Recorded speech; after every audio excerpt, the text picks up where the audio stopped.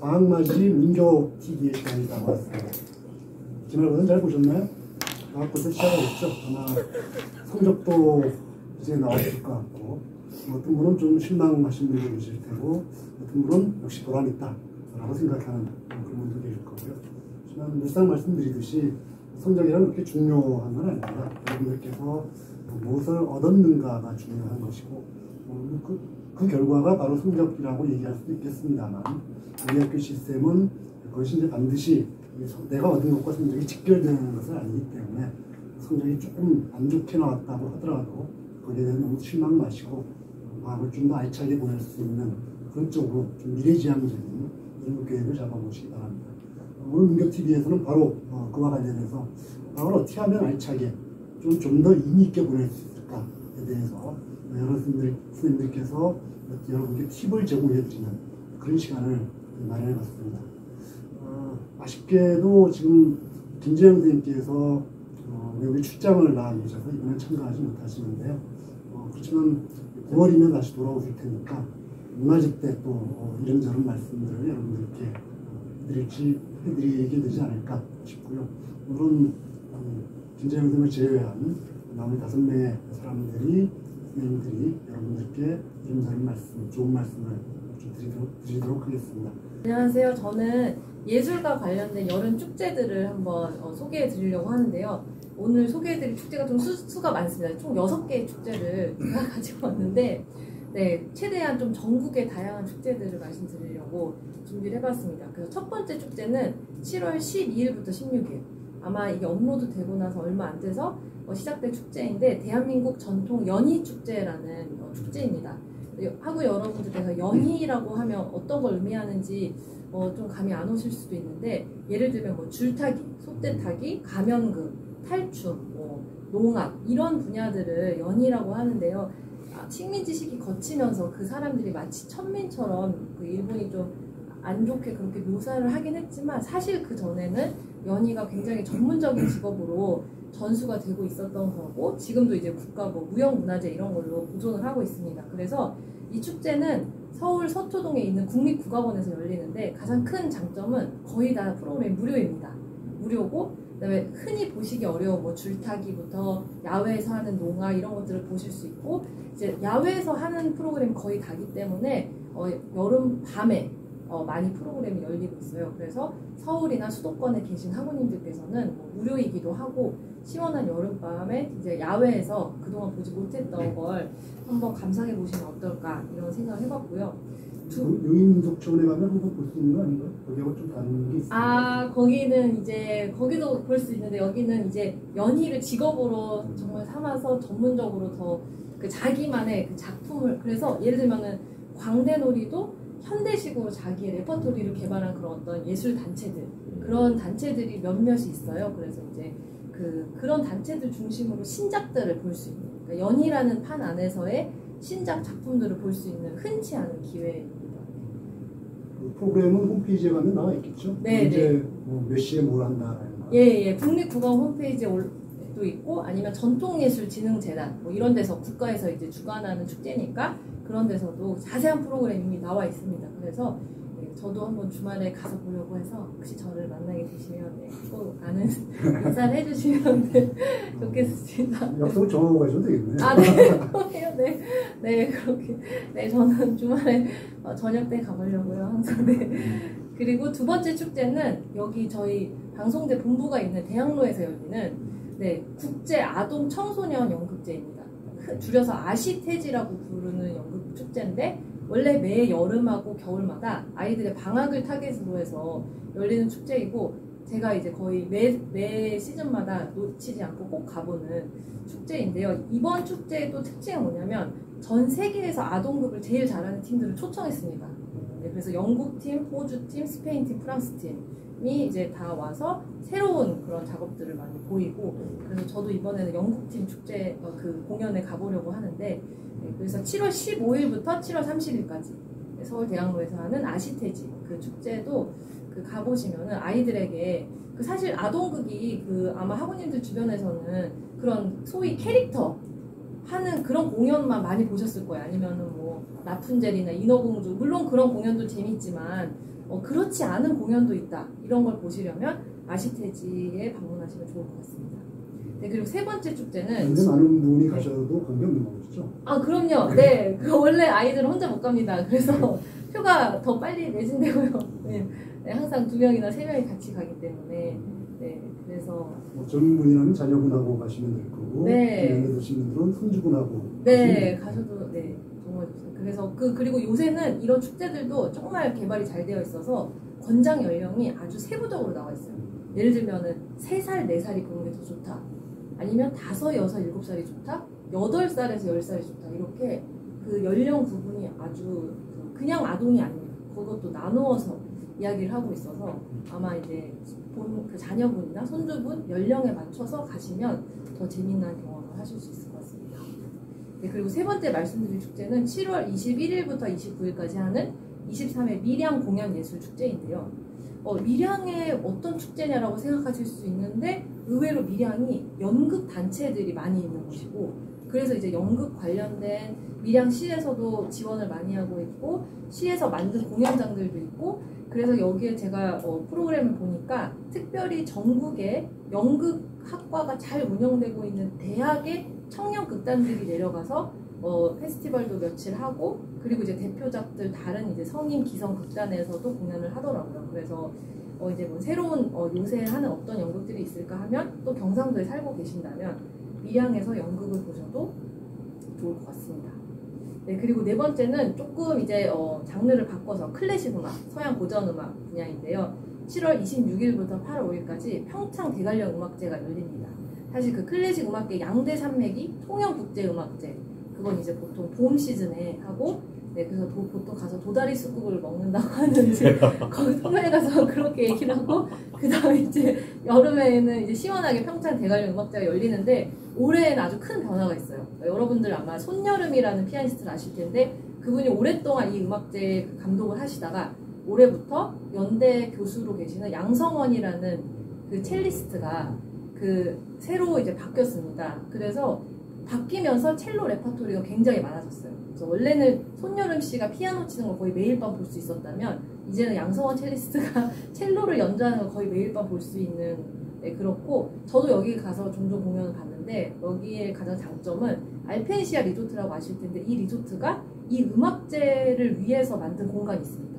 뮤직 텐트라고 해서 야외 공연장을 만들었거든요. 거기 아주 근사하게 비가 와도 공연을 할 수가 있어요. 위에 천막으로 대신 비소리, 뚜두두두 내리는 그 비소리가 다 들리면서 공연을 감상할 수 있는 굉장히 흔치 않은 국내에서 이런 데서 또 공연을 볼 수 있을까 하는 곳입니다.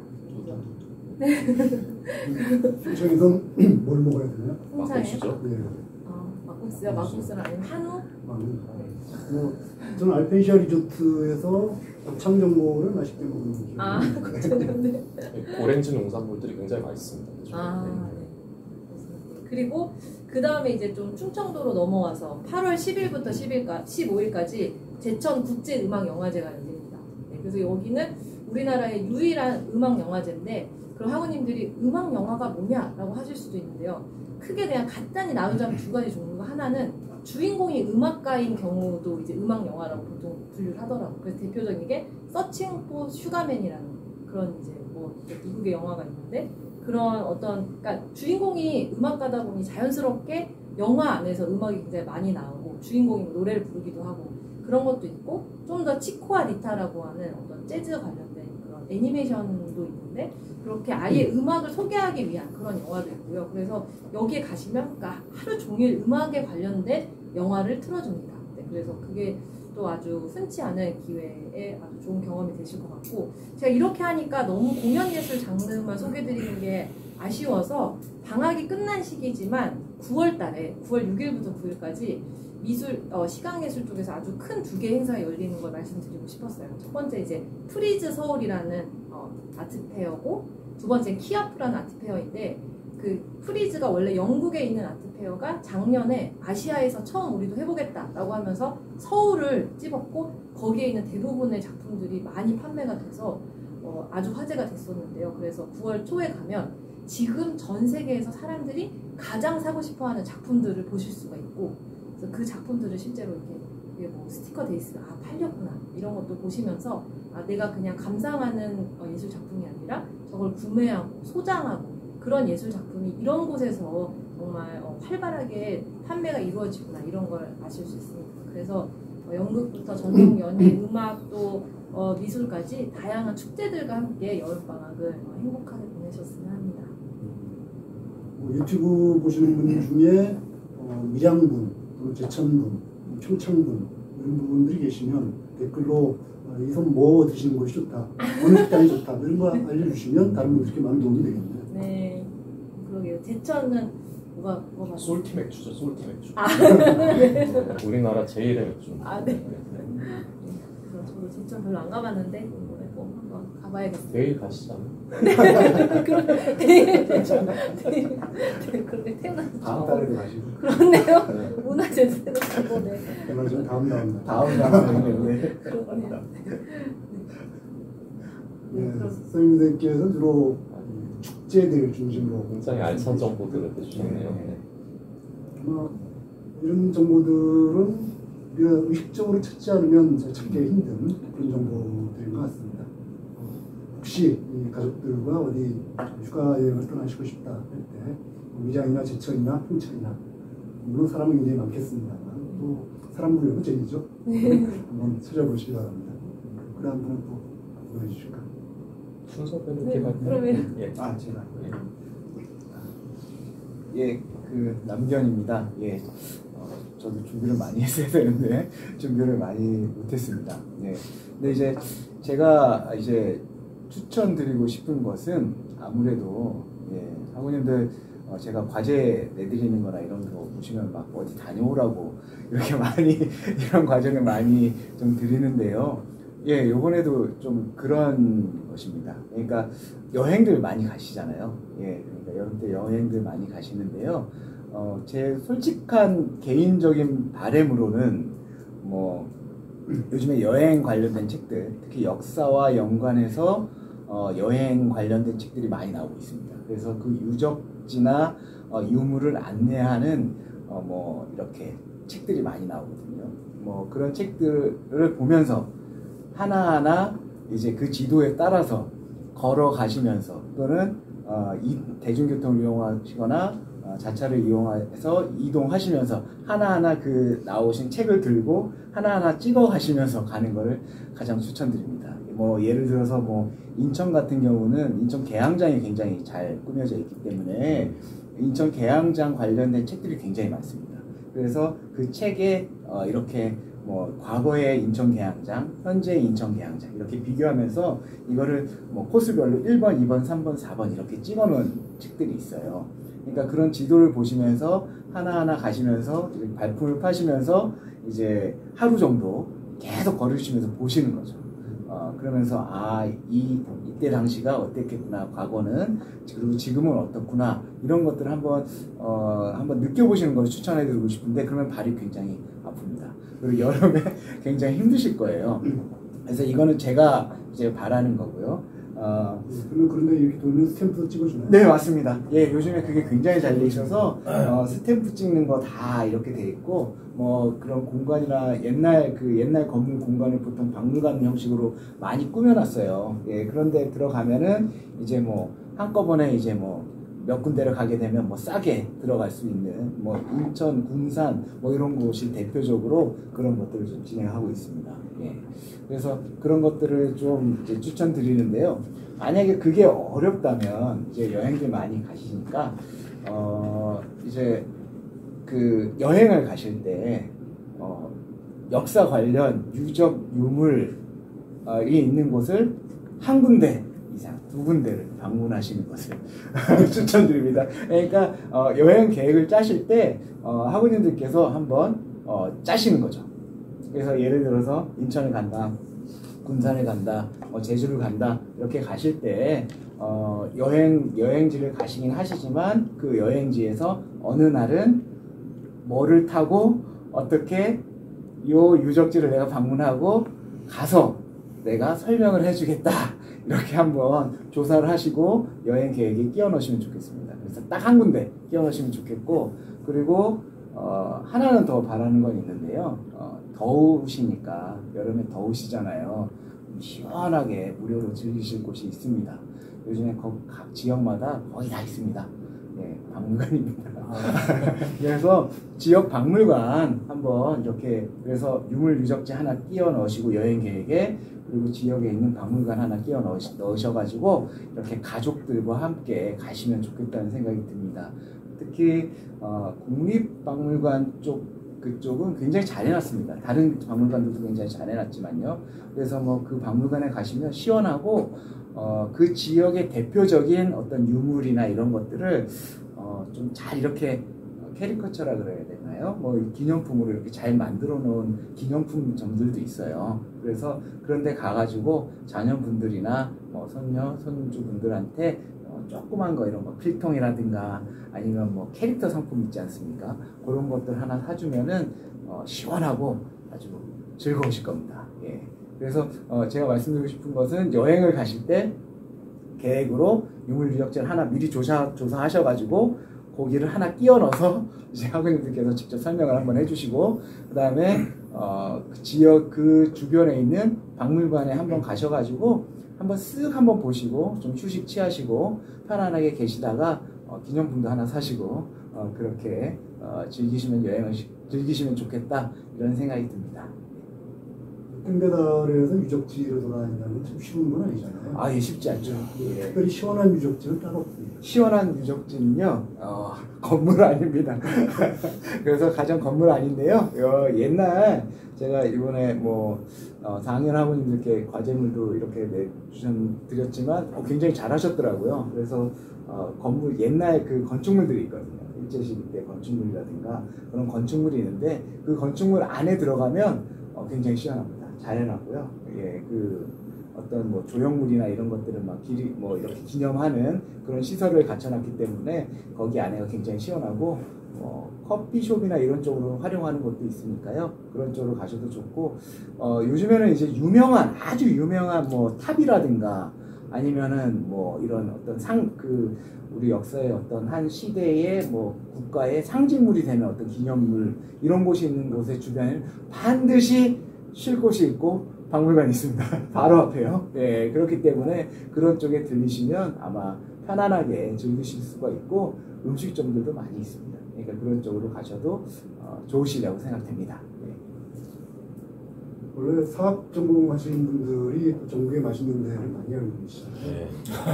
아, 제가 맛집에는 좀 약합니다. 맛집에는 조금 약한데요.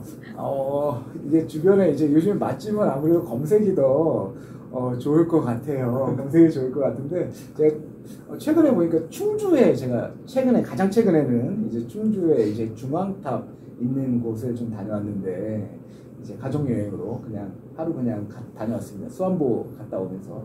근데 중앙탑 주변에 보니까 그 메밀국수하고 막 이런 거 굉장히 맛있게 하고 메밀치킨하고 국수를 예. 중앙탑 맛집이라고 참 신기하더라고요. 그래가지고 제가 그 충주 지역에 메밀이 유명한가 해가지고 많이 좀 살펴봤던 적이 있는데 거기에 굉장히 많이 있습니다. 그래서 그쪽도 굉장히 괜찮을 겁니다. 예. 그래서 그 주변에 맛집도 많고요. 예.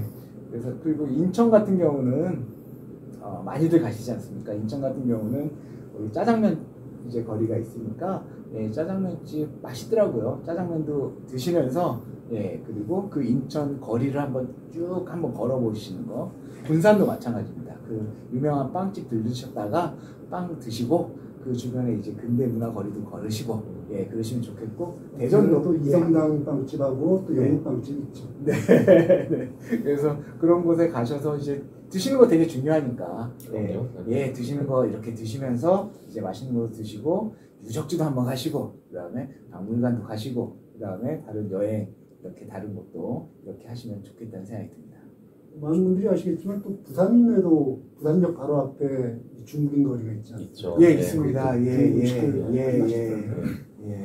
그래서 부산도 참 저도 이제 개인적으로 이제 부산을 한번 내려가서 책을 들고 한번 조만간 이제 돌아다닐 생각인데요. 부산이 원체 역사적으로 중요한 도시여서 그래서 한번 가볼 생각인데요. 부산 관련된 책들이 굉장히 많이 나와 있더라고요. 그래서 그 책 들고 한번 돌아다닐 생각입니다. 그 골목들이라든가 아니면 부산 앞에 말씀해 주셨던 중국인거리 역 주변으로 해가지고 가볼 생각인데요. 그 지역에서 저 만나 지역에서 부산인이나 이런 지역에서 저 만나면은 성현주 선생님 아는 척 해주셨던 것처럼 저도 꼭 아는 척 해주십시오. 전 대구도 지금 조만간에 갈 생각입니다. 대구 같은 경우는 근대거리가 바로 역 주변 앞에 조성되어 있기 때문에요. 국제부산길이라든가 아니면 근대 유적 관련해가지고 이렇게 어떤 공간, 청라언덕 이런 것들이 다 잘 조성되어 있기 때문에 그 지역을 이제 또 한번 걸어볼 생각입니다. 그래서 저와 같이 함께 이런 것에 함께 하실 학우님들 있으시면 언제나 환영입니다. 충주 메밀치킨 드시러 같이 가요. 네. 거기 맛있습니다. 바로 검색이 되네요. 그래요? 예. 가볼 생각입니다. 여기 만약에 충주를 가시게 되면 꼭 충주댐을 가보셔야 됩니다. 충주댐에 그 충주댐 그쪽 올라가시면 제가 이번에 한번 가봤는데요. 그러니까 충주댐에 그러니까 인공적으로 어쨌거나 만든 거잖아요. 그러면서 이제 조성된 경관 그리고 그 과정에서 이제 그것이 이제 수몰된 지역이 존재하게 되는데 그게 제천까지 이렇게 쭉 연결됩니다. 충주에서부터 수몰지구인데 그거랑 관련된 어떤 것들을 보시는 것도 아마 좀 새로운 느낌이 드실 거예요. 그러니까 충주 같은 경우는 충주 내에 어떤 그 유적지 그리고 충주 분들한 충주를 제가 너무 좋아하나요? 그런 건 아닌데 충주가 역사적으로 보면 신라, 고구려, 백제의 굉장한 그 어떤 그 세력 다툼의 역사적 현장이었습니다. 그러다 보니까 그 지역이 다 어떻게 보면 그 나라에 관련된 유물 유적이 다 남아 있고요. 특히 그리고 임진왜란 때 굉장히 유명했던 이제 신립장군 탕금대 관련된 그 배수의 진 그곳이 있기 때문에 그런 곳이 역사적인 것이 같이 함께 존재하면서 이제 댐이라는 어떤 현대적인 가장 그런 것들이 나타난 수몰지구가 존재하는 그런 지구이기 때문에 가보시면 굉장히 아마 새로운 느낌을 받으실 수가 있을 거예요. 그러면서 맛있는 것도 드시고 수원보도 가다주셔서 좋습니다. 수원보 엄청 좋더라고요. 네. 왜 이화령 터널 넘어서 문경도 한번 다녀오시죠. 문경도 좋죠. 문경도 가야 됩니다. 문경도 굉장히 중요하죠. 예. 그 경북, 강원, 충북 내륙 이렇게 붙은 데가 메밀도 맛있고 좋은 곳입니다. 그리고 그 주변 전경이 참 이게 제가 충남과 충북은 좀 다른 것 같아요. 그러니까 충북은 주변 전경을 보면 오히려 정말로 내륙이다 보니까 강원도랑 조금 유사한 좀 산세도 조금 더 험한 것 같고 이런 느낌이 좀 들더라고요. 그래서 같은 충남 충북이지만 조금 더 자연 지형이나 이런 것들도 여행하시면서 보시면 조금 차이점이 있을 것 같기도 합니다. 두 분이 그 하노이글스 앞에서 하나가 됩니다. 그렇죠. 그 지역이 과거에는 좀 오지라고 했었는데 맞습니다. 고속도로가 워낙 잘 뚫려 있어요. 네. 그래서 제가 이제 충남에서 충북으로 가다 보면 좀 생각 드는 게 예전에는 정말 힘들었을 수도 있겠다. 그리고 이제 충주나 이런 쪽에 이제 보면 이제 강이 굉장히 넓으니까 그래서 이제 수운이나 이런 것들이 굉장히 발달할 수밖에 없었구나. 이런 생각이 좀 들기도 하더라고요. 그래서 이제 실제 가서 그 지역이나 이런 걸 한번 보시면서 이제 한국사를 공부하셨으니까 그 관련된 내용도 이렇게 한번 고민해 주시면 감사하겠습니다. 안녕하세요. 저는 이준석입니다. 그 학기를 무사히 잘 마치셨을 거라고 생각하고 지금 더위와 또 소중한 방학 어떻게 잘 견디고 또 즐기고 계실지 모르겠습니다. 앞에 두 선생님들께서 여러 좋은 공연, 그 다음에 박물관, 유적 답사 이런 얘기들 해주셨는데요. 저는 그런 액티비티보다는 그런 공연이라든가 아니면 유적 답사를 하고 와서 이제 집에서 하루 쉴 때 뭘 할까를 이제 중심으로 알려드리겠습니다. 늘 그랬습니다. 저는 뭔가 좀 재밌고 유머러스한 이런 얘기를 할 때 반응이 좋지 않았어요. 그래서 제 강의 평가도 보면은 그 이준석 교수님은 몹쓸 드립만 빼면 잘 들을만 한데 점점점 이런 얘기들이 많습니다. 그래서 오늘도 진지하게 한번 해볼까 합니다. 사람은 뭐가 없을 때 살 수가 없을까요? 여러 가지 뭐 1차적인 것들도 있죠. 먹고 자고 싸고 뭐 이런 것들이 있습니다. 근데 그거는 당분간 없어도 사람이 이제 몸이 기아 상태로 들어가면서 버틸 수는 있어요. 그러다 물론 죽긴 하겠습니다만. 근데 그냥 그런 생존 말고 진짜 자기가 삶을 살아가는데 진짜로 필요한 요소는 사실 많지 않아요. 정말 하나밖에 없습니다. 그게 뭐냐면은 여러분들도 아마 잘 이제 경험을 통해서 아시리라고 생각하는데 자기 삶에 아름답고 근사한 게 없으면 사람은 한순간도 살 수가 없습니다.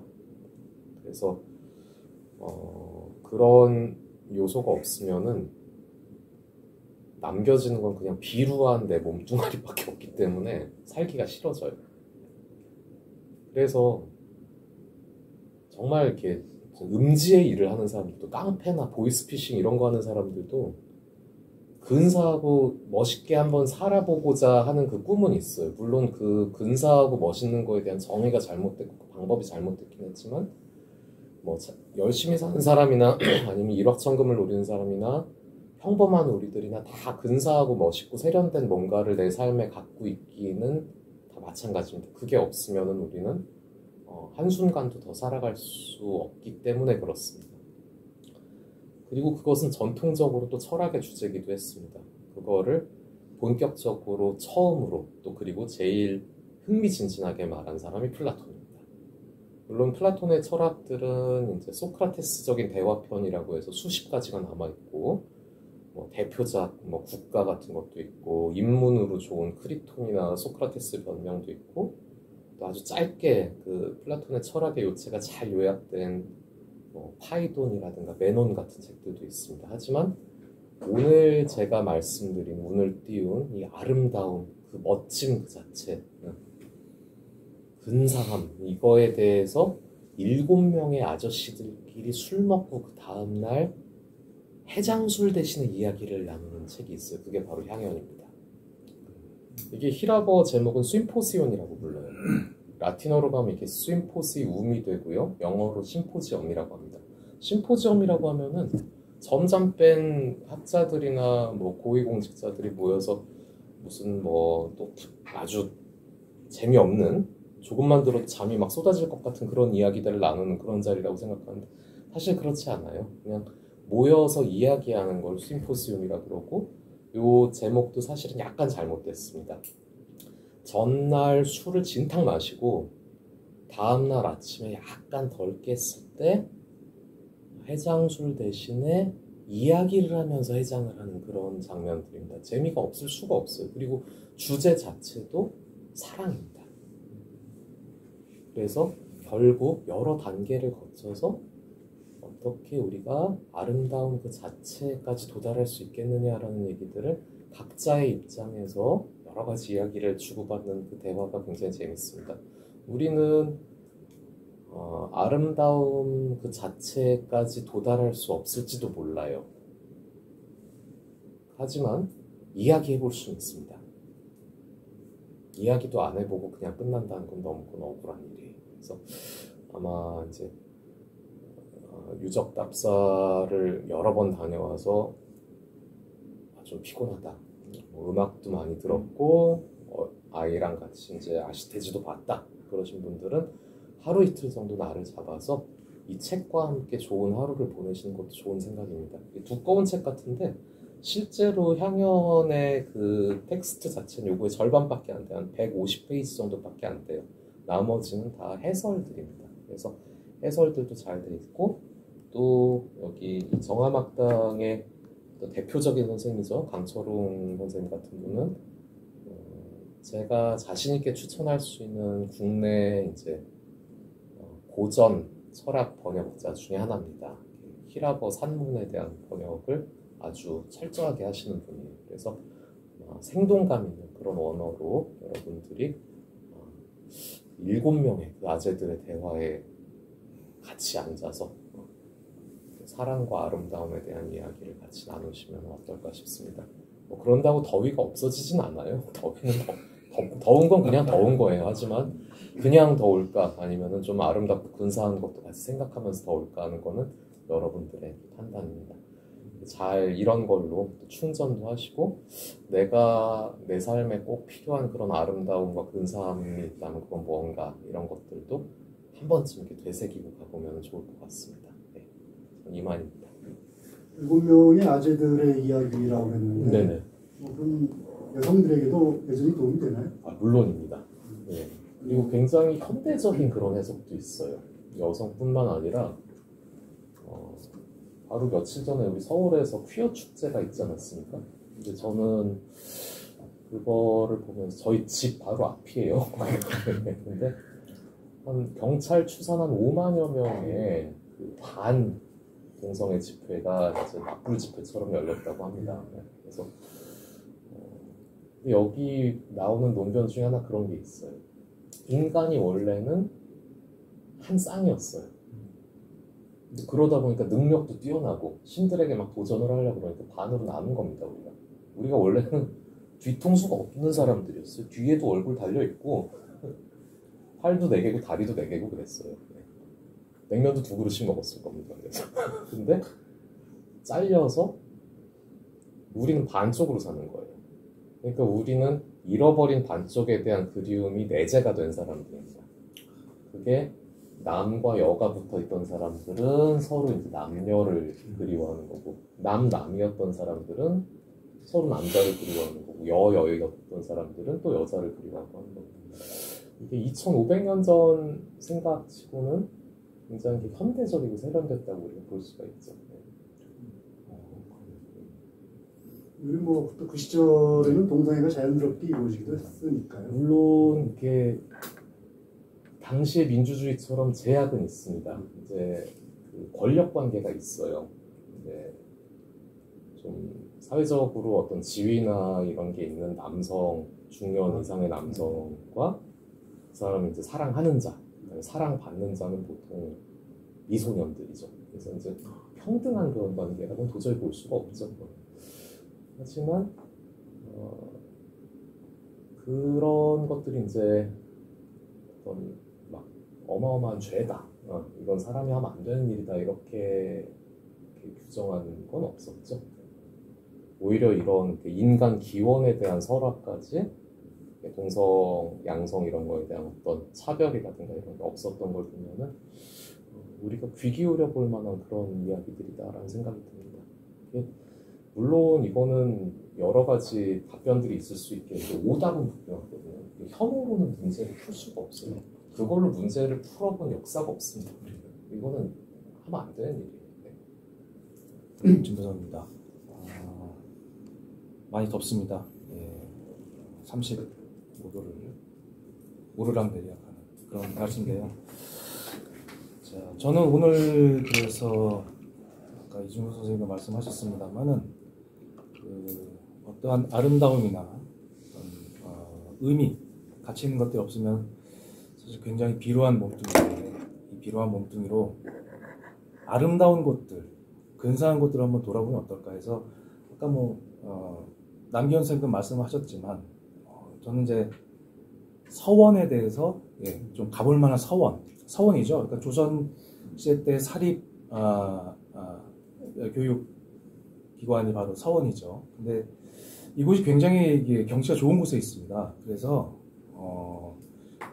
문화교양학과의 모토가 바로 이제 공부, 배움을 놀이처럼, 그죠? 놀이도 배움처럼 하는 그런 것이 있기 때문에 서원에 가서 어떤 지성인들의 자취를 좀 찾고, 몸소 느껴보고, 아름다움, 경관도 좀 살펴보면 두 가지를 만족시키는 것이 아닐까, 이런 생각이 들어서 서원을 한번 소개해 드리려고 하는데요.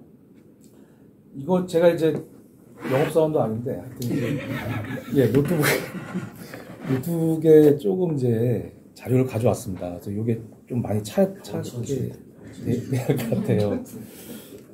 병사 잘 보이네요.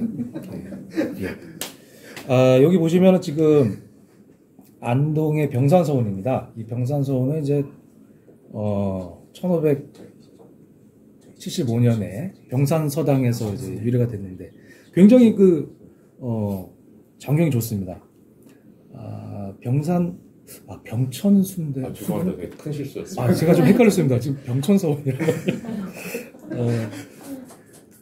이 서원이 지금 세계 유네스코 세계 문화유산이 되어 있죠. 그래서 9개 정도의 서원이 있다고 하는데요. 그중 하나 중에 아름다운 경치를 내는 게 병산서원입니다. 여기 보시면 이제 여기가 바로 강당이고요. 오른쪽에 보시면 만데루라고 이렇게 만데루 아시죠? 진짜. 멋진 그 야외 누각이죠. 근데 이렇게 좀 확대되면 이런 모습입니다. 그래서 이 만데루에서 앞에 있는 이제 병산, 병풍 병자인데요. 이 병산을 보면서 이렇게 뭔가 몸과 정신의 어떤 이 상쾌함을 느끼는 거죠. 자, 그래서 여기도 보시면 이제 강당에서 이렇게 만데루를 통해서 병산을 보는 그런 즐거움도 얻을 수가 있습니다. 요게 바로 병산인데요. 이 병산이 좋은 거는 제가 여기 갔을 때 찍은 사진인데 여기 앞에 있는 병산이 굉장히 병풍처럼 멋있게 있거든요. 근데 하이라이트는 또 여기 보시면은 이 백사장이 아주 하얗게 펼쳐져 있습니다. 그래서 이곳에 가서 바로 이 백사장을 거닐면서 바람을 쐬면은 그야말로 더위를 좀 잊을 만한. 근데 문제는 이제 물은 있지만 그늘이 없습니다. 그늘이 없어가지고요. 여기는 양산을 한 번씩은 꼭 준비를 하셔야 될 것 같아요. 어디 있는 건가요? 안동에 있는 병산서원입니다. 그래서 안동의 도산서원과는 좀 많이 떨어져 있고요. 그래서 낙동강 지류를 이렇게 근접하고 있죠. 그리고 여기는 이제 그 시크릿 플레이스인데요. 이게 뭔가 하면은 바로 이제 이 골뱅이처럼 이렇게 안으로 말려 있죠. 이게 바로 이제 야외 화장실입니다. 달팽이 뒷간이라고 하는데요. 여기에서는 이제 안으로 들어가서 이렇게 숨어가지고 아주 비밀스러운 일을 보는 거죠. 지금은 유네스코 세계문화유산이 돼가지고 이것을 사용할 수 있을지는 모르겠는데 저는 예전에는 한번 사용해봤습니다. 근데 굉장히 상쾌하고요. 인간과 자연이 아주 적나라하게 교감할 수 있는. 자연한테도 한번 물어봐야 되는 거 아니에요? 참 그래서 좀 미안하기도 하고. 그래서 어쨌든 하나가 되는 느낌을 가질 수 있는 바로 이게 멋진 곳입니다. 시내에서 좀 떨어져 있긴 하죠. 시내에서는 좀 많이 떨어져 있죠. 그래서 그 경북도청 소재지하고는 크게 멀진 않습니다. 그래서 그쪽에서는 어느 정도 접근성이 좀 있는 것 같고요. 그리고 이제 관람 시간은 이게 굉장히 체계적으로 되어 있더라고요. 병산서원이 굉장히 체계적인 어떤 그 관광지로서 역할을 하고 있기 때문에 서원 스테이 그런 것도 가능하죠. 그래서 관람 시간이 오전 9시에서 저녁 6시 관람료 무료, 주차장도 잘 완비가 되어 있습니다. 그래서 여기 병산서원 홈페이지에 들어가 보시면요, 이렇게 자세한 서원 활용 프로그램이 나와 있습니다. 그래서 홈페이지에 검색하셔서 들어가 보시면 충분히 많은 그 자료들을 얻으실 수가 있습니다. 두 번째는요, 경주에 분들의 경우에는 안동 소고기에 대해서 파이들을 잡으시면 갖고 계시고요. 안동 소고기요. 안동 소고기를 병산서원에서 구워 먹기는 좀 어렵고 아마 밖에 나와서 이제 그렇죠. 그래서 두 가지를 저녁을 밖에서 드시고 와서 해가 질 쯤에 여기를 둘러보시는 게 나을 것 같습니다. 그늘이 없으니까 아마 그게 조금 더 나을 것 같긴 하네요. 오늘 어째 얘기가 기승전 먹으로 가는 것 같아요. 이게 인간의 즐거움이라고 하는 것의 욕망을 어떻게 이제 회피할 수가 없으니까요. 자, 그리고 이제 두 번째는 제가 3개 정도를 준비해왔는데 경주의 옥산서원입니다. 옥산서원은 이렇게 보면은 크게 일반적인 서원 형태와 다르지 않은데 대단한 게 이 계곡을 끼고 있습니다. 계곡을 끼고 있어가지고요. 여기 보면 너른 너럭바위들이 이렇게 옥산서원 근처에 이렇게 자리를 하고 있거든요. 굉장히 경이롭게도 느껴지는 공간이죠. 그래서 여기 보시면은 세심대라고 있는데 여기 이 밑으로 계곡이 흐르고 있습니다. 옆으로 계곡이 흐르고 있고 여기에 이제 나무로 만든 외나무 다리가 있는데 여기서 이제 원수를 만나면 안 되겠죠. 사실 만나고 싶은 사람들이 만날 수 있는 그런 이제 다리라고 할 수 있겠는데 이 세심대가 바로 이제 여름에 비가 많이 오면 이렇게 수량이 넘칩니다. 그래서 여기 보시면 이제 물놀이도 하고 수목이 많아가지고요. 굉장히 이제 사람들이 아주 그 더위를 피할 수 있는 최적의 장소라고 생각을 할 수가 있습니다. 저도 여기는 올여름에는 한번 꼭 가봐야겠다. 예, 그런 생각을 가지고 있습니다. 외나무다리에서 뵙게 되는 건가요? 외나무다리에서 뵙게 되면은 이제 서로 양보하는, 배려하는 그런 이제 소통의 어떤 계기로 삼아야죠. 밀어서 넘어뜨릴 수는 없으니까요. 자, 그래서 굉장히 이 폭포, 용추라고 하는데요. 이 폭포도 있습니다. 서원 안에 폭포가 있다? 이것도 굉장히 재밌는 발상이에요. 예. 그리고 여기 세심대라고 해서 여기는 바로 마음을 씻는 곳이다. 그래서 어떤 선비들의 정신 그런 걸 느낄 수도 있죠. 그래서 동락당이라고 해서 이 서원 안에서 이렇게 바깥을 보면서 좋은 경치를 관람할 수 있는 그런 장소도 있습니다. 자, 그 세 번째는요, 마지막으로 함양의 남계서원이라고 하는 곳입니다. 이 남계서원은 일두 정여창 선생을 모신 곳인데 조선 성리학자들 중에서는 굉장히 선배급이죠. 그래서 여기 홍살문이 있습니다. 그래서 숭현서원, 그래서 굉장히 높은 성현을 모시고 있다.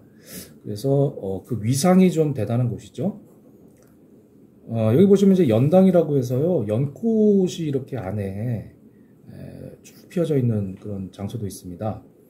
그래서 선비들이 이제 공부하는 사람들이 바로 여기 안에서 책을 읽으면서 바로 이제 연꽃을 감상할 수 있는 곳이죠.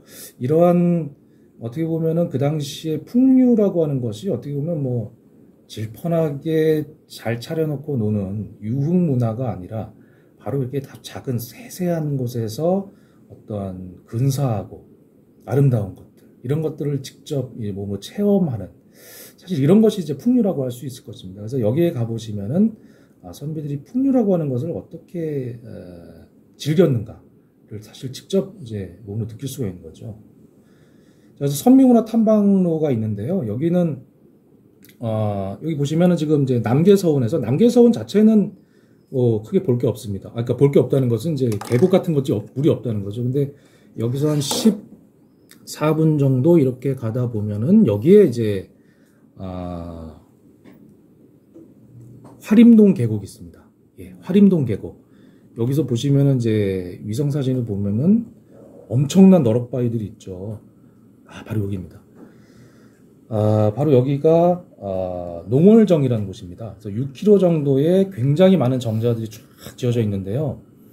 이 유명한 사찰도 그렇지만 유명한 서원들도 보면은 좋은 경치들을 전부 다 감싸고 있다는 것이죠. 그래서 여기가 이제 어떻게 답사지도 되지만 관광지도 될 수 있는 것 같아요. 지금 굉장히 아주 수량이 풍부한 것들이 보이시죠. 그리고 여기가 바로 이제 동호정입니다. 예, 동호정. 선조를 모셨던, 선조의 임진왜란때 피난 모셨던 그 사람의 그런 이름을 따서 동호 장만리를 기리는 곳이라고 하죠. 그리고 여기 이제 군자정이 이렇게 있고요. 또 위로 올라가다 보면은 거연정이 있습니다. 굉장히 어떻게 보면은 좋은 경치를 그만 있는 그대로 두지 않고 그 자연 속으로 들어가려고 했었던 그런 이제 조선시대의 선비들의 그런 의도, 예, 그런 것들을 그래서 체험할 수 있는 것이죠. 그래서 이곳이 근데 보면은 뭐 서원 스테이라든지 아니면은 뭐 한옥 스테이 같은 그러한 주위에도 많이 이렇게 숙박을 같이 할 수 있는 곳이 있으니까요. 당일치기가 아니라도 1박 2일 정도로 해서 다녀오시면 좋을 것 같습니다. 그래서 함양 같은 곳은 함양문화관광지로서는 굉장히 유명한 곳이기 때문에 함양군 홈페이지에 들어가셔서 문화관광 쪽을 찾아보시면은 많은 정보를 얻으실 수가 있습니다. 예. 자, 제가 이제 한 3군데 정도의 답사 겸 관광지를 말씀드렸는데요. 저도 사실 한 2군데 정도는 가봤는데 아직 한 군데는 가보지 못했습니다. 그래서 올여름에 제 여행 계획에 포함되어 있기도 합니다. 그래서 가셔서 또 앞에서 두 분도 만나시면 아는 척 하라고 말씀하셨는데요. 저도 가서 만나게 뵙게 되면 아는 척 해주시면 감사하고요. 또 아는 척 하지 않으셔도 제가 알아볼 겁니다. 그렇기 때문에 어쨌든 알아보든 알아보지 못하든 이 동일한 장소에 아주 이 멋진 장소에 있었다는 그 기억만은 같이 공유할 수가 있겠죠. 예, 그래서 서원을 통해서 문화교양인으로서 배움도 놀이처럼, 놀이도 배움처럼이라고 하는 그것을 올여름에 한번 실천해 보는 거, 체험해 보는 것도 좋을 것 같습니다. 예. 계속 그 서원 스테이를 말씀하셨는데 네. 우리 템플 스테이는 직접 절에서 지내는 거잖아요. 네. 뭐 절에서 지내는 거는 절의 성주인구가 있기 때문에 괜찮습니다만 서원 스테이는 서원에서 지내기에는 서원의 성주인구가 없잖아요. 서원에 이제 그 서원 스테이를 저도 해봤는데요. 예. 서원에 가서 이제 잘 수가 있는 거죠. 숙박이 가능해요. 그러니까 관리하는 사람이 그죠. 관리분이 계시고 그 이제 동제 서재 이렇게 해가지고 이제 기숙사처럼 옛날에 하고 있었기 때문에 그 작은 방에 들어가서 숙박이 가능한 거죠. 식사 같은 건 어떻게 합니까? 그 근처에 가면은 이렇게 식당들이 있습니다. 주변에 분포가 되어 있고요. 그 남계 서원 쪽의 한옥 스테이는 제가 경험은 안 해봐서 확실히 모르겠습니다. 근데 아무래도 가까운 근처에 거기도 식당들이 어느 정도 포진은 해 있습니다. 일단은 먹는 게 중요하니까. 예, 먹는 게 중요하니까 어느 정도 뭐 아주 고급진 그런 것들은 아니겠지만 그 지방의 어떤 풍토를 잘 느낄 수 있는 그런 먹거리들이 군데군데 있더라고요. 예. 뭐 요즘 한옥 스테이 같은 거 하는 사람들 많이 있는데 아예 원조로 서원 스테이를 해보는 것도 괜찮겠네요. 예. 근데 하나 보니까 경산 서원의 서원 스테이는 보니까 7월 둘째 주까지만 운영이 되는 것 같더라고요. 그래서 8월 너무 더우니까 그때는 운영을 안 하는 것 같아서 가보실 분들은 좀 빠르게 한번 알아보시는 게 좋을 것 같습니다. 뭐 냉방 시설 같은 것들을 따로 해놓지는 않았군요. 제가 있을 때는 에어컨 없었거든요. 네. 이게 좀 몇 년 전이어가지고 요즘에는 에어컨 달아서 잘 모르겠는데 강바람이 있을 겁니다. 믿어보죠. 네. 그래야죠. 네, 축제에 대한 이야기도 있었고요. 또 유적지에 대한 이야기도 있었고 책에 대한 이야기도 있었고 마지막 서원에 대한 이야기도 있었습니다. 어디 가시고 싶은 곳 또는 읽고 싶은 것 좀 떠오르셨습니까? 네, 저는 특별히 따로 준비한 건 없고 바로 그 이야기를 좀 하는데요. 예전에도 제가 한번 말씀드린 적이 있습니다만 저한테 책을 추천해달라, 뭐 영화를 추천해달라고 할 때 좀 당혹스럽거든요. 왜냐하면 그 사람의 상황 또는 생각의 지향 이런 것들에 따라서 필요한 또는 관심 가는 이런 책들이 다 달라지기 때문이죠. 영화도 마찬가지고 여행 같은 것들도 마찬가지일 겁니다. 사실 많은 사람들이 요즘은 취미 생활을 하고 있고 당장 생활체육 같은 것들을 즐기는 사람도 굉장히 많습니다. 우리나라에서 지금 일주일에 한 번 이상씩 운동을 하는 사람의 비율이 전국 60%가 넘게 됐다라고 얘기할 만큼 많은 사람들이 운동을 즐기고 있는데요. 그런데 그 운동도 사람에 따라서 좋아하는 운동과 싫어하는 운동이 달라집니다. 저 같은 경우에 제가 한때 달리기 같은 것들을 이제 좋아했었고 또 웨이트도 지금 20여 년 이상 하고 있습니다만 또 어떤 분들의 경우는 그거 지겨워서 티하냐라고 하는 분도 계십니다. 저한테는 이제 재밌는데 그분들한테는 어떤 분들한테는 지겨운 그런 운동이 되기도 한다라는 것이죠. 그래서 사람마다 이제 지향이 다르고 또 상황이 다릅니다. 아마 지금 우리 문화경학과 재학생분들도 학년에 따라서 방학을 맞는 어떤 생각 같은 것들이 다를 수 있을 것 같아요. 예를 들면 1학년 분들이시라고 한다면 이제 막 들어왔으니까 학교에 적응하는 문제 여기에 대해서 좀 더 관심을 기울이실지 모르겠고 고학년 분들이라고 한다면 뭐 그리고 적응은 이루어졌으니까 좀 더 즐기는 방향으로 이런 생각을 하게 될 그런 가능성들이 없지 않을까. 그냥 이건 제 심정입니다만 하여튼 이 같은 학년이라도 상황에 따라서 다르겠죠. 제가 말씀드리고자 하는 것은 이번 방학을 바로 내가 좋아하는 것이 과연 무엇일까를 한번 찾아보는 이런 시간으로 가져보는 것은 어떨까 하는 것입니다. 사실 많은 사람들이 정말 내가 좋아하는 것이 뭔지 잘 모르겠다라고 하시는 분들이 많이 계시거든요. 그건 좋아하는 걸 해 라고 많은 분들이 얘기를 하지만 내가 뭘 좋아하는지 잘 모르겠다라는 것이 또 많은 분들의 대답이다라는 것이죠. 그래서 바로 내가 좋아하는 것이 무엇인가, 내가 몰입할 수 있는 것이 무엇인가 라는 것을 이번 기회에 한번 찾아보는, 좀 더 여유가 있기 때문에 아마 많은 분들이 바로 8월 초쯤 되면 일단 스터디그룹 같은 것들을 막 시작하시게 되겠습니다. 물론 8월 중순쯤부터는 이미 방송 녹화분이 올라가니까 그걸 대비해서 미리 스터디 준비를 하시는 분들, 이런 분들이 많이 계시겠습니다만 조금 늦춰도 관계없지 않을까 싶긴 해요. 우리 굳이 7, 8월이 가장 무더운 그 시기에 꼭 공부에만 이렇게 매달리는 것, 그것도 나름대로 좋은 일이긴 합니다만 이런 방학인데, 방학 말 그대로 학이라는 것을 놓는 것, 이게 이제 바로 방학 아닙니까? 그렇다면 방학을 방학답게 이용하기 위해서 공부는 잠시 미뤄두고 내가 좋아하는 것, 내가 뭣도 하고 싶은 것, 이런 것들을 찾는 이런 시간들을 좀 가져보면 어떨까라는 생각을 하고요. 그러기 위해서는 뭐 여러 가지 방법이 필요하겠죠. 그러니까 당장 나 자신을 잘 알아야 내가 정말 뭘 좋아하는지, 뭘 하고 싶은 사람인지 이런 것들을 알 수 있을 텐데, 뭐 이준석 선생님도 계십니다만 또 진보동 선생님도 계십니다만 나를 안다라는 게 정말 쉽지 않죠. 그래서 우리 같은 평범한 사람들, 아주 내적 반성력 같은 것들이 아주 뛰어난 분들이라고 한다면 선 같은 것들을 통해서 내 안을 쫙 돌이켜보면서 나는 정말 어떤 사람인가를 스스로 찾아낼 능력이 있을지 모르겠습니다만, 그렇지 않은 대부분의 사람들은 그것까지는 좀 어려울 것 같고요.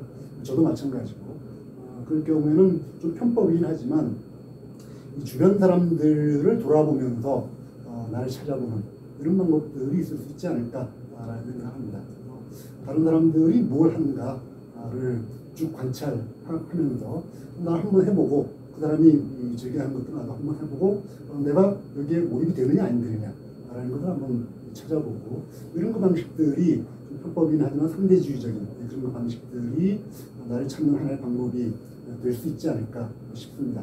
그래서 그렇게 여러 가지들을 내가 좋아하는 것들을 찾다 보면 그것들의 합으로서 나라는 존재는 과연 어떤 사람이구나 라는 것에 대해서 나름대로의 어렴풋한 그런 어떤 틀 같은 것들을 마련할 수 있지 않을까라는 생각을 해보는데, 이 2달 정도의 기간이 있습니다. 이제 7월부터 8월까지, 8월 말까지로 잡는다면 2달 정도의 기간 중에 이것저것 시도해보시고, 물론 뭐 이건 흔히 이 젊은 시절에 해야 되는 일이라고 얘기를 합니다만, 젊은 시절에만 꼭 그걸 할 필요는 없죠. 나이 든 사람은 뭐 나이 든 사람대로 그때 새로운 것을 찾아보는 그런 시간을 가져보는 것도 좀 의미가 있을 것 같습니다. 그렇다면 젊은 시절에 우리가 할 수 있는 것과 나이 든 시절에 할 수 있는 것도 다를 수 있잖아요. 당장 운동만 보더라도 제가 지금 올해 제가 한갑이 됐습니다만 이 나이가 되면서 할 수 없는 운동들이 점점 많아지고 있죠. 그러면 그런 육체적 한계라고 하는 것에 대해서 우리는 어느 정도 스스로 느낄 수 있어야 되고 또 인지할 수 있어야 됩니다. 그런데 거기에서 그렇다면 우리는 새로운 대안 같은 것들을 찾아야 되는데, 적절한 대안이 무엇일까라는 걸 찾기 위해서는 이런저런 시도들을 해볼 필요가 있을 것이다 라는 것이죠. 여러분들의 상황에 맞게 다른 사람들을 살펴보면서 과연 어떻게 하는 것이 바람직할까, 또는 어떤 것이 나에게 맞는 것인가를 찾아보는, 탐구해보는 그런 시간을 이번 방학에는 가져보겠으면 어떨까라는 것이 제 생각입니다. 네, 우리가 말씀드린 이제 팁은 여기까지 끝나고요. 일단 많은 분들이 아마 그 방학 때 논문을 준비하시는 분이 계실지 모르겠습니다. 근데 이제 지난번 우리 이번 유튜브를 준비하시면서 손인주 선생님께서 잠깐 하신 말씀이 논문에 대해서 좀 팁을 주셨으면 좋겠다 라는 이런 말씀하셨는데요. 간단하게 좀 논문 어떻게 썼으면 좋겠다 좀 말씀해 주시죠. 저는 근데 안 그래도 제가 지난주에 그 예술을 사랑하는 그 사람들 모임 거기 그 가서도 논문에 대해서 고민을 하시는 것 같은데 가장 큰 고민은 사실은 그 주제인 것 같아요. 논문 주제.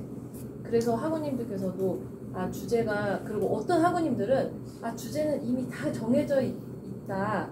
그래서 오히려 정해진 주제를 쓰기만 하면 된다고 생각을 하시는 분도 있어서 폭넓은 테마로서의 주제는 있습니다. 그러니까 예를 들면 뭐 내가 굉장히 감명 깊게 봤었던 어떤 예술 관련된 영화에 대한 것으로 논문을 쓰시오라는 주제는 있을 수 있지만 그 주제만 가지고는 학우님들께서 사실 논문을 쓰실 수가 없잖아요. 그러면 예술과 관련된 영화 무엇인지도 알아보셔야 되고 그러니까 이제 내가 그렇다면은 그 영화들 중에서 어떤 게 가장 감동 깊었고 그래서 그걸 쓰겠다라고 마음을 먹으셔야 되니까 제가 볼 때는 주제를 찾는 일에 정말 가장 관심을 가지고 시간을 많이 할애하셔야 되지 않을까 싶고 어떻게 보면 방금 정준영 학과장님 말씀하신 나를 돌아본다고 하는 그 방학의 그 숙제가 어떻게 보면 논문의 주제 찾는 거와도 긴밀하게 연결되는 그런 것일 것 같아요. 그래서 제 생각에 논문을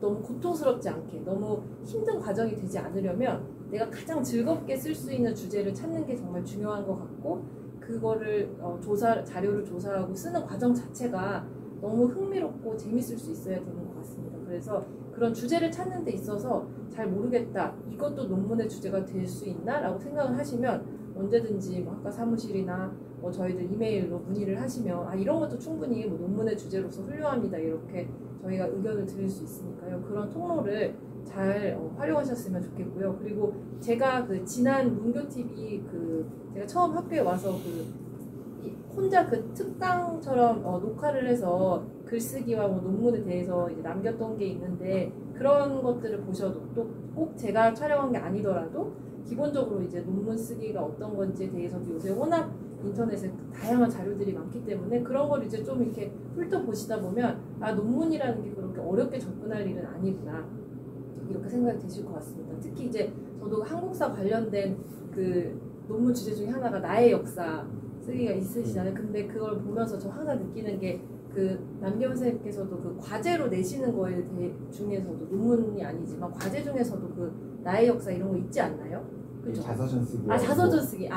그래서 어떻게 보면은 그게 마치 논문을 미리 써보는 경험 같은 게 학우님들께 될 수도 있겠다는 생각을 저도 옆에서 보면서 들었거든요. 그래서 조금 더 짧은 글쓰기로 약간 비슷한 주제로 연습을 해보고 그게 또 논문으로 이어지는 것 같아서 평소에 하시는 과제물 작성이 논문과 별개의 일이 아니라 결국 이 과제물을 하시던 거가 조금 더 깊어지고 조금 더 나만의 어떤 질문이 있고 그게 나아가면 논문이 된다 이 정도로 생각을 하시면 조금 더 마음 편하게 준비하실 수 있지 않을까 싶고 그래서 저도 같은 학년 분들끼리 논문을 쓰실 분들끼리 그런 스터디를 하셔도 좋을 것 같아요. 각자의 논문 주제들을 이제 공유하면서 관심사에 대해서도 얘기하다 보면 자연스럽게 좋은 아이디어가 서로 상호간에 이야기를 하면서 더 발전될 거라고 생각을 합니다.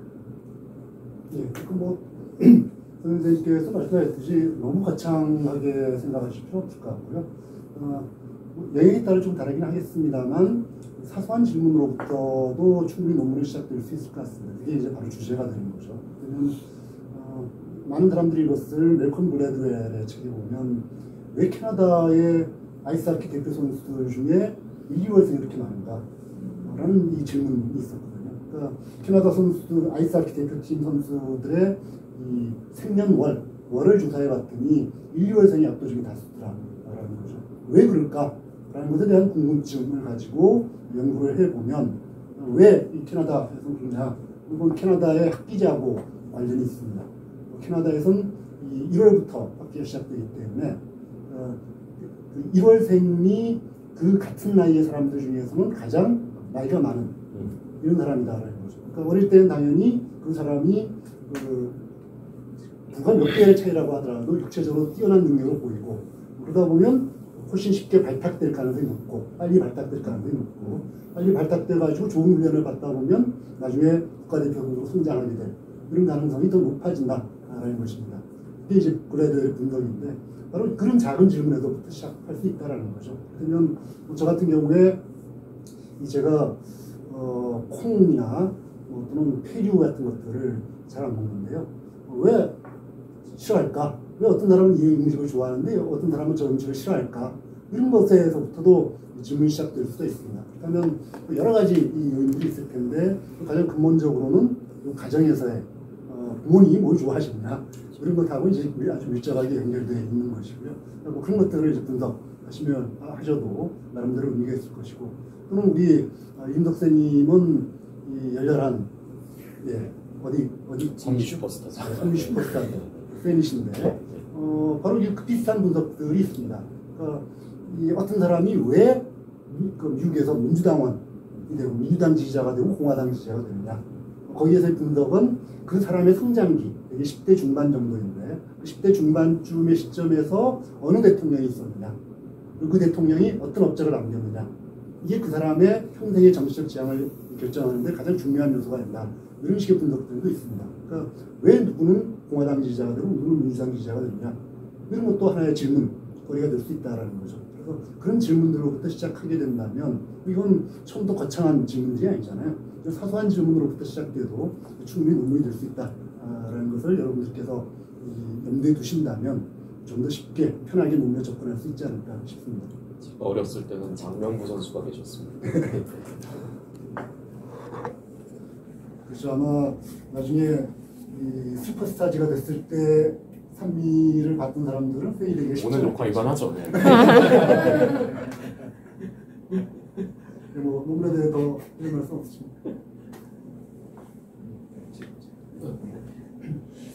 그 논문 관련해서 많이 이제 좀 궁금해하시고 질문도 해주시고 많이 그러시는데요. 지금 성현주 선생님과 그 정진희 학과장님께서 말씀해주신 것처럼 이렇게 좀 사소한 것들 그리고 너무 어렵게 생각 안 하셨으면 좋겠습니다. 근데 그럼에도 불구하고 논문이라는 것은 이제 형님들이 제일 어려워하시는 게 이게 아무래도 글이 좀 체계를 갖춰야 되다 보니까 그러니까 기본적으로 서론, 본론, 결론 이 형식은 반드시 갖춰야 되는 것입니다.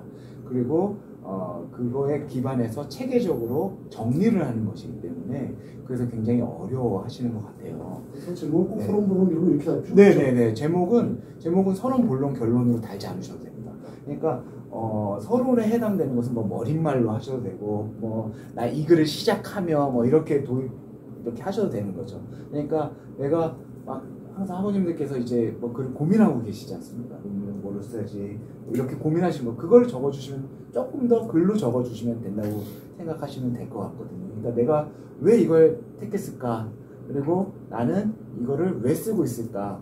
나는 이걸 통해 가지고 나는 뭘 하고 싶다 하든가 뭐 이런 것들을 반드시 이제 앞에 적어주시고 그 다음에 이제 내가 쓰고 싶은 걸 쓰시는 거죠. 그런 것들을 한 3개, 4개 정도로 나눠 보시고 그래서 그런 거를 3개, 4개를 주제를 제목을 정하시고 뭘 얘기하고 싶은지를 한번 그냥 적으신 다음에 분류를 하시는 거죠. 그리고 나서 마지막에는 이제 최종적으로 나는 어떤 거를 얘기하고 싶다 이걸 적으시는 건데 이게 만만치는 않으실 거예요. 그런데 이렇게 생각하시면 됩니다. 가장 쉬운 게 학우님들 그 문학좀 우리 과에서 4년 그리고 3년, 2년 동안 과제물 정말 많이 하셨지 않습니까? 그러니까 그 과제물을 보통 3장, 뭐 2장에서 3장, 많게는 4장까지도 하셨는데 그거를 조금 더 쓰신다고 생각하시면 될 겁니다. 그리고 그거를 조금 더 체계적으로 한다. 이렇게 생각하시면 될 것 같아요. 그래서 이게 쓰는 좀 더 쓰지. 네. 그렇게 해서 포기하지 않으시고 쓰시다 보면 제가 항상 말씀드리는데 분량이 넘쳐서 고민을 하시게 될 겁니다. 그러니까 분량이 넘쳐서 고민이 되시고 이걸 다시 또 줄이는 과정이 고민이 되실 거예요. 그래서 분량을 걱정하지 마시고 이제 너무 급하게 하시면 이제 그게 분량이 안 나올 수밖에 없죠. 그러다 보니 이제 억지로 늘리시게 되는데 조금 내가 왜 이렇게 쓰지? 그리고 이걸 체계적으로 구성하신다고 생각을 하시면 분량은 늘어나실 거예요. 그리고 특히 제가 드리는 주제 중에 황현주 선생님께서 말씀하셨지만 나의 역사가 있는데 이 나의 역사를 많이 선택해 주시거든요. 그러니까 이렇게 하시면 됩니다. 가장 기본적으로 내가 왜 나의 역사를 쓸까? 내 삶을 왜 돌아볼까? 이거를 기본적으로 한 몇 줄을 적으시고요, 위에. 그 다음에 가장 쉬운 방법은 아버님께서 살아오신 과정을 시기적으로 구분을 하시는 겁니다. 내가 먼저 태어나서 내가 뭐 예를 들어서 고등학교 졸업까지, 아니면 내가 태어나서 취업 전까지를 하나를 딱 정해 놓으시고요. 관련된 거를 그냥 쓰시면 됩니다. 내가 언제 태어났고, 내가 언제 생활을 했고, 내가 초등학교 갔는데 어떤 생각이 들었고, 이런 기억이 나실 거잖아요. 특히 사진이나 일기 같은 게 있으시면 그거 기반으로 해가지고 그냥 막 쓰시면 됩니다. 그 다음에 이제 두 번째는 시기적으로 나눴을 때, 내가 취업을 했다. 아니면 내가 결혼을 했다. 여기까지를 딱 정해놓고 그 시기 때 어떤 일이 있었는지 적어주시는 거죠. 그 다음에 이제 우리 예를 들어서 방송대에 들어왔다. 방송대 통신대에 들어와서 문화교육학교에 들어왔다. 이때 누구누구를 만났고 어떤 생활을 했고 이렇게 정해주시는 겁니다. 그럼 벌써 이제 크게 세 단락이 나누시잖아요. 이걸 다시 난 이렇게 쓰기 싫어. 그러면은 바꾸시면 됩니다. 그 안에서 뭐 중요한 사건이 있었다 그러면 중요한 사건 위주로 배열을 해보신다든가. 그렇게 한 다음에 이제 나는 어떤 생각을 하고 싶다 하면서 이제 결론 부분을 적어주시는 거죠. 뭐 새로운 삶을 위해서, 뭐 아니면 새로운 어떤 뭔가를 아름다운 인생을 위해서 이렇게 적어주시는 학우님들도 많으세요. 그런 식으로 이렇게 적어주시면 충분히 아주 감동적인 글이 될 수 있으리라고 생각됩니다. 그러니까 너무 어려우시지 않으셔도 된다는 거, 꼭 말씀드리고 싶었습니다. 네. 다른 분들은 없습니까? 이거 얘기가 너무 길어질 것 같은데.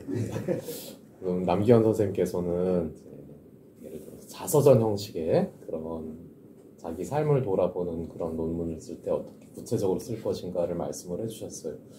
저는 조금 좁은 의미의 논문에 대해서 얘기를 하겠습니다. 원래 논문이라는 거는 논증이 담긴 학술적인 글을 줄여서 우리가 논문이라고 말합니다. 감상문이나 문학적인 글과는 전혀 달라요.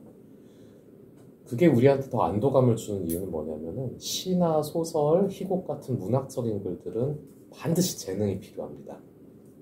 노력도 필요하지만 재능이 없으면은 그거는 남들이 읽기가 어려운 그런 글들이에요. 하지만 학술적인 글쓰기, 논문은 글쓰기에 그런 타고난 재능이 없어도 할 수 있는 겁니다.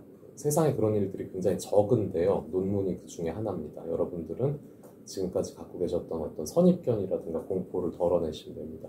논문에서 필요한 거는 시간과 정성이에요.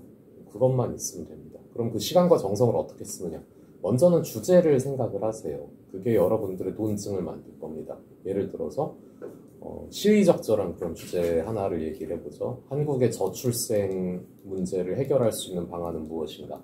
그런 지금 반드시 우리가 고민을 해야 되는 그런 문제입니다.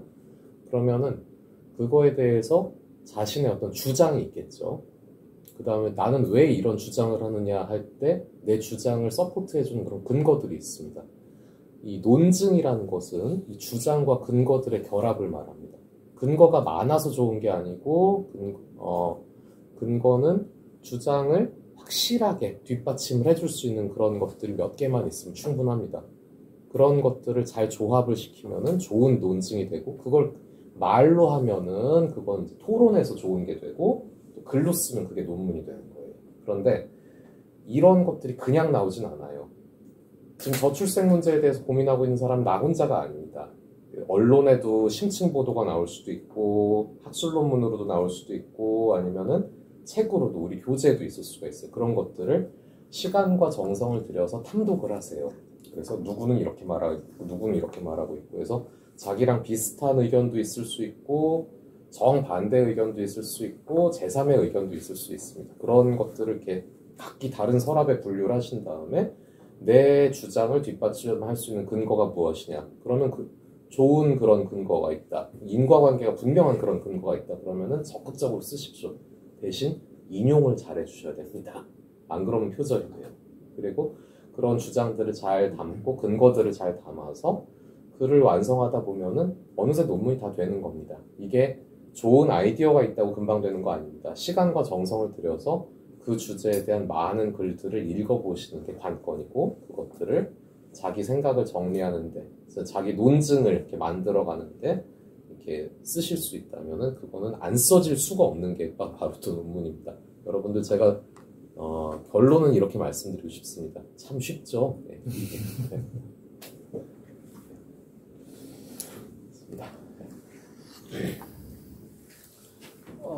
앞에 선생님들께서 논문 쓰기와 어떤 주제를 정하고 논문을 어떻게 하면 잘 쓸 수 있는가 뭐 이런 말씀들을 사실은 다 해주셨습니다. 그래서 가장 중요한 것도 시간과 많은 시간과 정성을 들여야 된다라고 하는 것이죠. 그래서 손품을 많이 팔아야 되고요.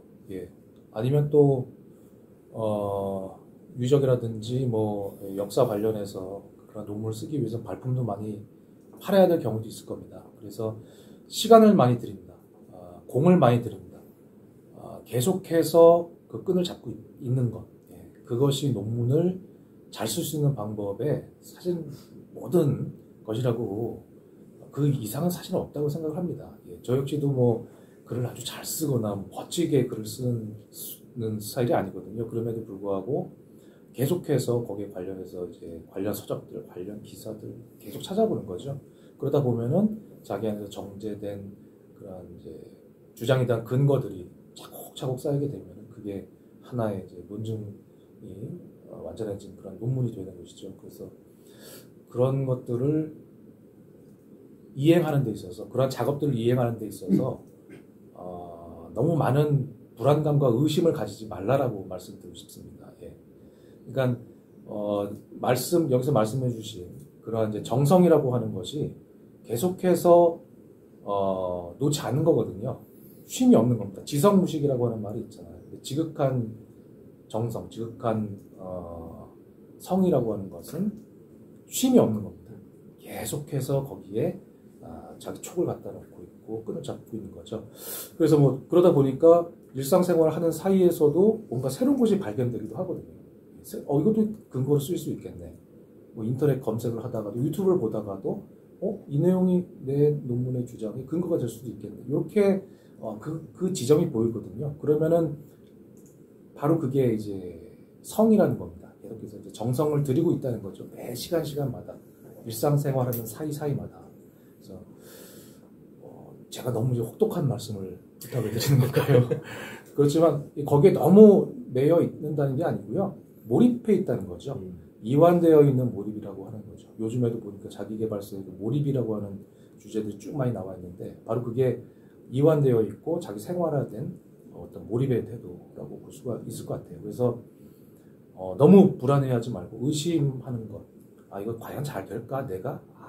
이런 생각들도 사실은 좀 버리시는 게 좋을 것 같습니다. 그렇다면 이러한 일련의 작업들이 반드시 탄탄하고 풍요로운 그런 내용으로 구성된 논문으로 결과가 나올 거라고 생각을 하고 있습니다. 예.